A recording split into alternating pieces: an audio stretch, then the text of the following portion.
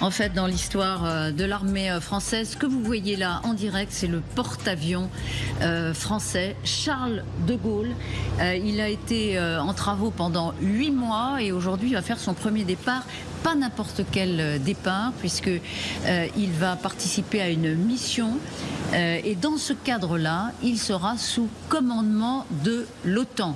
Les préparatifs du départ ont débuté. Maxence Gilles, vous êtes en direct de Toulon. Alors on ne le voit pas, hein, ce ne sont pas des mouvements spectaculaires. On ne sort pas un porte-avions comme ça. Mais ça a commencé, il va partir. Absolument, le Charles de Gaulle est donc en train de partir pour une mission de 6 semaines en Méditerranée et vous l'avez dit pour la première fois, pendant 2 semaines, il sera entièrement sous commandement de l'OTAN. À son bord, il y aura des unités d'alliés en provenance des États-Unis, de l'Italie, du Portugal ou encore de l'Espagne. Le but de cette mission est de maintenir la position dissuasive de l'Alliance en Méditerranée. Il y aura à son bord des avions de combat, des hélicoptères. L'opération sera menée par un vice-amiral américain et tout ça sera conclu par une opération de haute intensité avec des exercices menés conjointement par la marine française et la marine italienne. Et vous le voyez donc sur ces images, le porte-avions qui est en train de partir de la rade de Toulon très lentement. On a encore, je pense, assez de temps pour voir le porte-avions partir au loin en Méditerranée ce matin. Ah oui, ça va être un spectacle qui va s'étaler sur plusieurs minutes. 3000 marins sont à bord. Il est escorté d'un sous-marin nucléaire d'attaque. Donc c'est une grosse partie de ce qu'on peut faire de mieux en termes de marine. On rappelle que la France est la seule puissance nucléaire européenne et que donc elle va déployer dans le cadre de l'OTAN. On va y revenir avec vous, Général Richoux, Gallagher-Fenwick, Thierry Volton, merci beaucoup d'être avec nous. Et donc, déploiement de ce porte-avions, c'est une ville, quoi. C'est-à-dire on déplace une ville. Oui, là c'est complètement une ville. Et donc ça c'est le symbole de l'excellence du savoir-faire français. Il faut savoir qu'il y a 2 nations qui sont capables de fabriquer des porte-avions nucléaires. Il y a les Américains, bien entendu, et puis les Français. Et on est au niveau des Américains, clairement. Donc en fait c'est un petit peu comme les sous-marins nucléaires lanceurs d'engins. C'est un condensé de technologies absolument invraisemblable et qui est partagé entre 2 nations. Les Britanniques ont des porte-aéronefs, c'est-à-dire, vous savez, il y a une inclinaison de pont d'envol pour permettre aux avions de décoller. Les Chinois, c'est la même chose. Personne n'a de porte-avions nucléaire à part ces 2 puissances. Donc c'est véritablement un vecteur de projection de puissance. Quand on déploie le Charles de Gaulle, c'est un symbole fort. Et puis c'est un symbole aussi de notre capacité à nous déplacer n'importe où dans le monde. Rappelons quand même, je voudrais finir par là, que la France a le 2e territoire maritime mondial. On ne le sait trop peu. Et donc c'est la raison pour laquelle nous entretenons une marine tout à fait importante. Est-ce que ça a un rapport avec la guerre ? Est-ce que c'est dans ce contexte, parce que nous sommes dans un contexte de guerre en Europe, qu'est déployé aujourd'hui ce porte-avions ? On n'est pas dans un contexte de tension, en tous les cas. L'OTAN n'est en conflit avec personne. Non, mais nous ne sommes pas en guerre, mais il y a la guerre. Oui, bien sûr, Europe. Mais l'OTAN n'est en conflit avec personne. Là, nous nous déployons au sein de l'OTAN. Rappelons que la marine française se déploie au sein de l'OTAN depuis la création de l'OTAN. On a des sous-marins, des frégates. La marine est une armée qui est interopérable depuis 60-70 ans, absolument sans problème. Maintenant, c'est vrai que c'est la première fois que l'on délègue le Charles de Gaulle pour participer à une mission. Moi, ce qui me semble tout à fait normal et qui n'est en aucun cas, comme on l'entend dans certains cercles politiques, un abandon de souveraineté ou quoi que ce soit. Vous répondez à l'avance à des contestations dont on va parler dans un instant, évidemment. Mais d'abord, regardez cette fiche d'identité du porte-avions, donc qui 40 aéronefs à peu près. Porte-avions nucléaire français, 261 mètres, 64 mètres, 3000 marins à bord. On l'a dit, des frégates, un sous-marin nucléaire qui l'escorte, des avions à bord. Oui, et il y a toute une flottille aéronavale. Il y a une escadre aéronavale qui l'accompagne parce que c'est vulnérable un porte-avions. Donc il faut le protéger dans l'air des menaces aériennes, sous-marins. Donc il y a des sous-marins, etc. Il y a des frégates anti-sous-marins sous-marines. Il y a des sous-marins également d'attaque nucléaire à propulsion nucléaire et qui sont capables de détruire les sous-marins adverses. Donc il a une espèce de bulle qui le protège lorsqu'il se déplace. C'est assez fascinant. Ah ben ça, c'est complètement fascinant. Et on peut le dire. Voilà. Même si on n'est pas fan Amélie, comme on disait avant, c'est quand même considérable comme mouvement. On va en parler dans un instant avec Pascal Hausseur, qui est directeur général de la Fondation méditerranéenne d'études stratégiques. Mais Gallagher.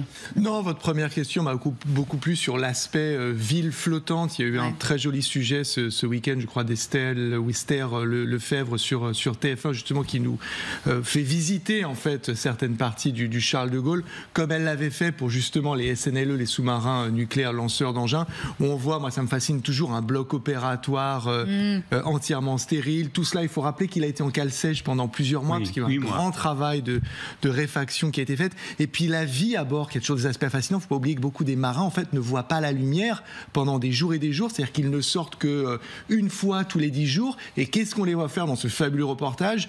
Des séances de sport, parce qu'ils profitent de voir la lumière du jour et de pouvoir un peu se mouvoir, exercer leur corps, parce qu'ils sont quand même dans un environnement assez confiné le reste du temps. C'est une machinerie extrêmement complexe. Il y a, je crois, un quart du personnel qui est très jeune et donc qui n'a jamais navigué à bord du Charles de Gaulle. Donc il faut également former ce personnel et puis il faut créer, un peu comme autour de ce plateau, un sentiment de cohésion, d'équipe, d'entente, parce qu'il faut que ces 3000 personnes, elles aillent toutes dans le même sens, et particulièrement en cas de menace avérée.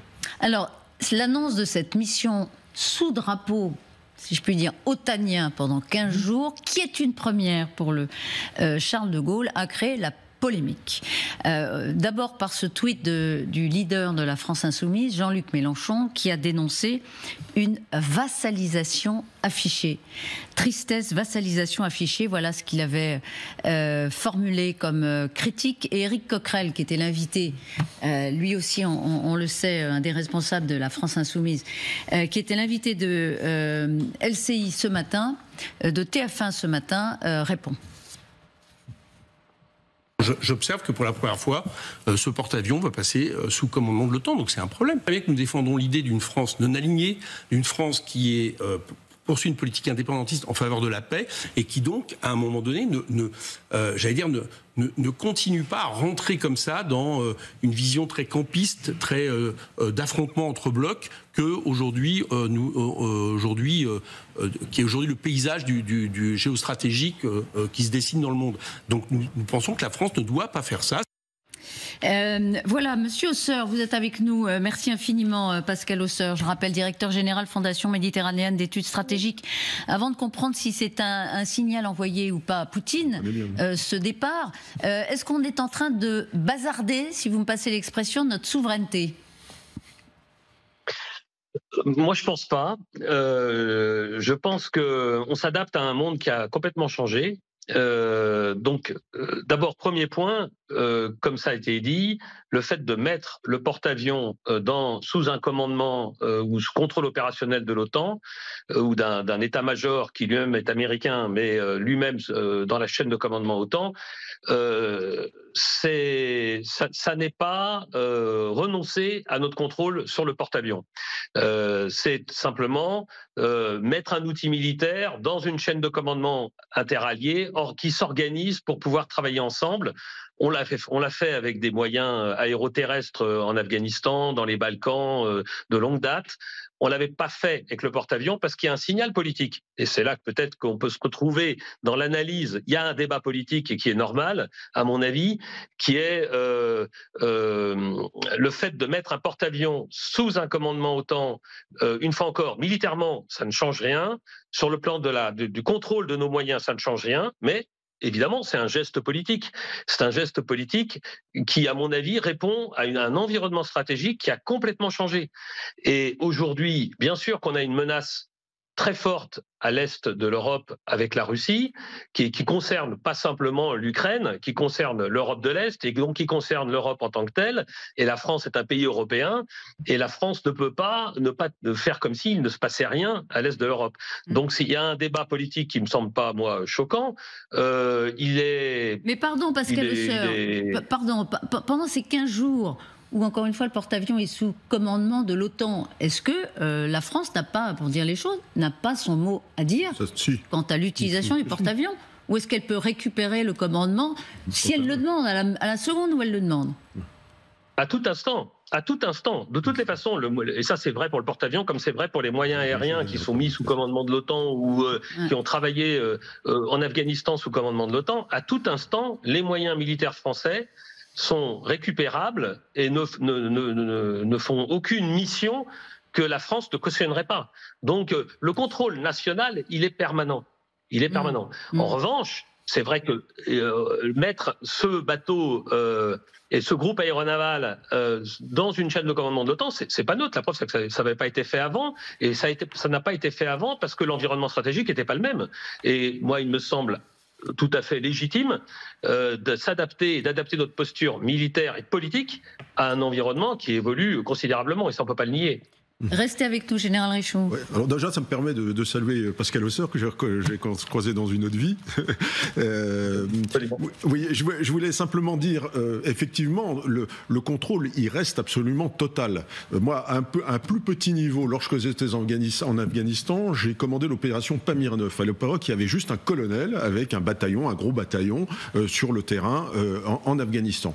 J'étais sous commandement de l'OTAN, j'avais un général qui était allemand, au sein de la brigade franco-allemande, et ensuite il y avait le commandement de l'ISAF. C'était un commandement OTAN intégré complète. Et bien je peux vous assurer que chacun des ordres que je recevais était cadré en vidéoconférence tous les matins à 11h du matin, et j'ai été amené à refuser des ordres qu'on me donnait parce qu'elles ne cadraient pas avec le plan politique. Donc le contrôle de la France reste absolument total à tous les moments, même quand on est sous OPCON, c'est-à-dire sous contrôle opérationnel. Donc ça c'est vrai aussi, mais bien entendu. Qui sont portés par, en l'occurrence, la France insoumise, mais à l'extrême droite, on peut retrouver les mêmes réserves, les mêmes critiques. Elles sont absolument elles sont infondées. C'est de la gesticulation politicienne qui est absolument indigne quand on prétend être des responsables politiques de premier plan. Non, en réponse à votre question, Elisabeth, je voulais citer le vice-amiral français Didier Malter qui dit à tout moment on peut récupérer le mandat, donc je cite, et en un claquement de doigts récupérer le commandement national en cours d'opération si nécessaire. Donc, je pense qu'il ne faut pas s'imaginer que la France jette les clés du Charles de Gaulle à je ne sais qui, et puis si on allait dans la cabine de pilotage, on verrait des Grecs et des Américains en train de jouer avec toutes les contrôles. Qu'est-ce qu'il y a, me semble-t-il, derrière le discours de la France insoumise? Je pense que c'est juste à nouveau une manifestation sur ce sujet d'anti-américanisme primaire, parce que OTAN égale États-Unis, et c'est de manière un peu insidieuse faire passer l'idée qu'on est en train de filer le Charles de Gaulle aux Américains, qui, soit dit en passant, sont les tout premiers à avoir fait passer un porte-avions sous commandement otanien, les deuxièmes étant, me semble-t-il, les Britanniques, et enfin à nous de le faire. C'est effectivement un symbole politique fort, parce que c'est une décision politique, celle d'un engagement auprès d'une alliance, et c'est dans cette logique-là qu'il faut le comprendre, et pas du tout dans une logique de vassalisation subie qui nous serait imposée par des pays qui sont nos alliés. L'OTAN, c'est nous, et c'est notre défense, et c'est avec cela qu'on pèse au sein de cette alliance. Voilà donc le porte-avions Charles de Gaulle, vous le voyez, là il a pris sa vitesse de croisière. Pas encore. Non, il sort de la rade.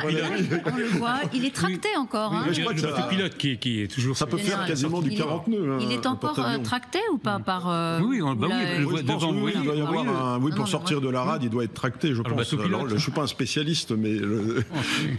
Pascal Osseur, vous nous confirmez, là, il est en train de partir lentement mais sûrement. Il est en train de partir lentement et sûrement. À mon avis, les remorqueurs ont été lâchés. Ils l'accompagnent simplement pour la sortie de la rade de Toulon. Dès qu'il sera sorti de la rade, il prendra, pour le coup, une vitesse plus opérationnelle. Vous savez, c'est une énorme... Le porte-avions, c'est en fait le groupe aéronaval. Donc, c'est un groupe de bateaux qui va entre 5, 10 bateaux. Ça a été évoqué tout à l'heure, avec des sous-marins, avec des aéronefs. Donc, c'est une énorme machinerie, extrêmement complexe. Peu de pays ont cette capacité. capacité. Et d'ailleurs, un porte-avions de ce type-là, c'est-à-dire un porte-avions qui est capable de catapulter des avions lourds qui peuvent aller très loin, eh ben, il n'y a que la France et les États-Unis aujourd'hui qui savent le faire. Donc véritablement, il y a un savoir-faire exceptionnel. Avec les Britanniques, pardon, oui, avec leur tradition quand même maritime extraordinaire, ils n'ont pas du tout le même armement, Pascal Hauser. Non, pour l'instant, cette capacité à ce niveau d'opérationnalité, cette capacité qui est de catapulter des avions qui n'ont pas de rampe pour les aider à décoller, ce qui permet de mettre des avions beaucoup plus lourds, ça veut dire beaucoup plus armés, et en même temps avec du carburant en plus grande quantité, ça permet d'envoyer des avions beaucoup plus loin, pour faire des missions de reconnaissance ou de bombardement très très loin. Et aujourd'hui, il y a la France et les États-Unis. Et la Russie a très longtemps, et la Chine essaye de développer cette capacité, et pour l'instant, aucun de ces deux pays n'a réussi à avoir cette capacité opérationnelle. Donc ce que ça veut dire, c'est que cette machinerie du porte-avions et de son groupe aéronaval, c'est une énorme machinerie qui doit s'entraîner tout le temps. Le bateau s'est arrêté pendant plusieurs semaines pour une période de réparation. Donc là, on rentre dans une phase de réentraînement opérationnel, et le fait que ça soit interallié, c'est-à-dire avec d'autres pays européens, et là je crois qu'il y a une frégate américaine qui entoure le porte-avions, ça participe aussi de ce savoir-faire d'interopérabilité qui est clé. Et une fois encore, je reviens sur l'idée initiale qui est une idée politique, mais à mon avis qui est tout à fait pertinente. On est dans un monde qui se durcit, un monde où non seulement les intérêts français, mais les intérêts européens sont mis en cause très régulièrement, de façon très explicite.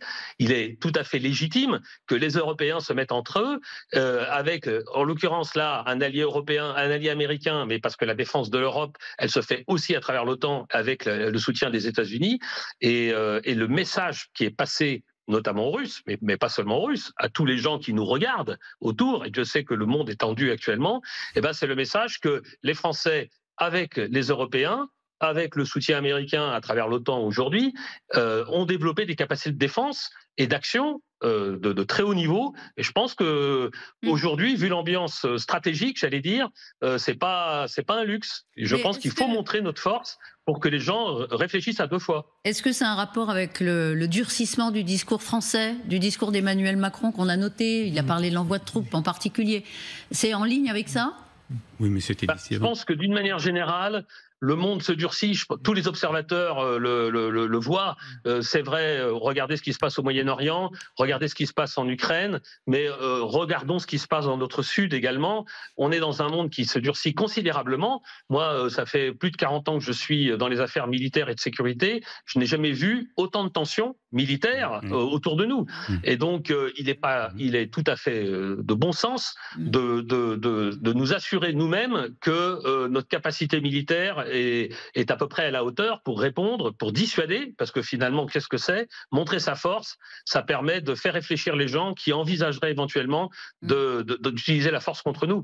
Et c'est ça, gagner la guerre avant la guerre, hein, c'est montrer ses muscles pour pas avoir à s'en servir. La Méditerranée qui scintille, alors que le porte-avions s'en va, progressivement de la rade de Toulon à la guerre. Non, bien sûr que c'est un symbole très très fort. Vous savez, en pleine période où je pense certains de nos responsables et le président appellent à réarmer, essayent de faire revenir l'idée de la guerre dans l'imaginaire collectif, il va de soi que cette décision qui est inédite, celle de faire passer le Charles de Gaulle sous commandement ou tutelle otanienne, joue de cela. Il est déployé dans le cadre d'une mission dite de vigilance. Rappelez que l'Alliance est avant tout à vocation, et uniquement, j'allais dire, à vocation défensive. Il y a aussi, et ça nous renvoie au sujet précédent, celui qu'on a abordé avec l'annonce de la Pologne concernant leur souhait d'accueillir l'arme nucléaire otanienne, c'est du signalement stratégique également, parce qu'il y a une dimension nucléaire derrière tout cela. Donc bien sûr que tout cela s'inscrit dans ce contexte. Une dernière chose, vous ne souhaitez pas être trop atlantiste ou vous aligner, comme disent certains, sur les Américains, eh bien, votez les crédits afin que l'Europe puisse se doter d'une armée digne de ce nom et que nous puissions être le fleuron, non pas au sein de l'OTAN, mais d'une défense proprement et uniquement européenne. Vous voulez vous lancer en politique, Alex? Oui, j'ai l'impression que Caligari vise une... Non, mais je fais les sujets du moment. Non, mais je plaisante. Mais là, je veux simplement dire, reprendre une phrase de M. Coquerel qui dit la politique indépendantiste de la France. je voudrais savoir ce que ça veut dire, compte tenu que nous sommes quand même membres de l'Alliance Atlantique, donc nous sommes membres d'une alliance, donc on n'a pas une politique indépendante. Alors éventuellement on pouvait dire ça lorsque le général de Gaulle a quitté le commandement intégré en 1966, mais ce commandement intégré a été réintégré par Sarkozy, je ne sais pas quelle année exactement, 92 non de mémoire. Oui, c'est ça à peu près. Oui, enfin oui, c'est ça. En tout cas, la présidence de Sarkozy. Donc voilà, on est membre de ce commandement intégré, et donc on fait partie d'une alliance. Et dans cette alliance, on s'entraîne, et c'est normal. Et heureusement d'ailleurs, moi je suis pas du tout militaire et je ne connais rien d'ailleurs dans la matière, mais enfin, j'imagine que compte tenu des différences de commandement, des mœurs, des matériaux, etc.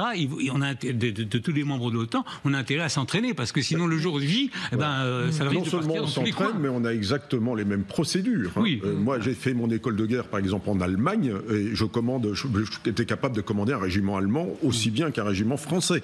On utilise exactement les mêmes cadres d'ordre. Et la plus interopérable de nos armées, c'est vraisemblablement la marine qui navigue depuis le début de la création de l'OTAN avec les forces de l'OTAN. Et je rappelle que la France, quand même, est une nation créatrice de l'OTAN. Alors quand on explique qu'il faut être non aligné, mais je veux dire, ils vivent dans quel monde ces gens-là qui nous expliquent que indépendantiste, ça veut rien dire, vous l'avez dit, et puis ensuite être aligné. Moi, je tiens simplement à exprimer ma très très grande fierté quand je vois le Charles de Gaulle partir. Voilà, ça c'est le général qui parle. Il est assez vieux, faut dire ce général. Merci beaucoup Pascal Hausseur d'avoir été avec nous. Passionnant de vous entendre évidemment là aussi sur les enjeux. On peut considérer qu'il est en rodage, le porte-avions, après les 8 mois où il a fait tous les exercices. Il est complètement opérationnel. Il est parti là, il est en opération là. D'accord. Il n'a aucun. D'accord. Non, il fait des essais à la mer quand il sort de son grand entretien, mais 8 là il mois part. Quand même. Là, il fait la guerre. Là, il est prêt à faire la guerre. Là, il est prêt à y aller. Donc voilà, il part là, vraiment. Non, les équipes doivent retrouver quand même certains automatismes qui ont été en partie perdus pendant les 8 mois qu'il a passé en Kelchès. Automatismes sur le c'est la première fois qu'il prend la mer sur le Charles de Gaulle. Pour une mission donc de 15 jours, de 6 semaines en tout, mais de 15 jours sous commandement OTAN. Mais il a fait des entraînements depuis l'entraînement, depuis après ces 8 mois de Kelchès. Merci encore Pascal Hausseur d'avoir été avec nous et d'avoir commenté ce départ en direct de la rade de Toulon du Charles de Gaulle français. Et encore une fois, ça n'est pas qu'un paquebot, ce sont aussi autour plusieurs navires, dont un américain en particulier qui symbolise cette opération otanienne. Dans un instant, direction la Russie. Quand je dis direction la Russie, c'est au sens propre, puisque certains qui étaient partis de Russie reviennent finalement après 2 ans de guerre. Dans quelles conditions ? Ça n'a rien d'évident. Ce sont des traîtres, vous savez, aux yeux de Moscou. À tout de suite. Votre programme avec Groupe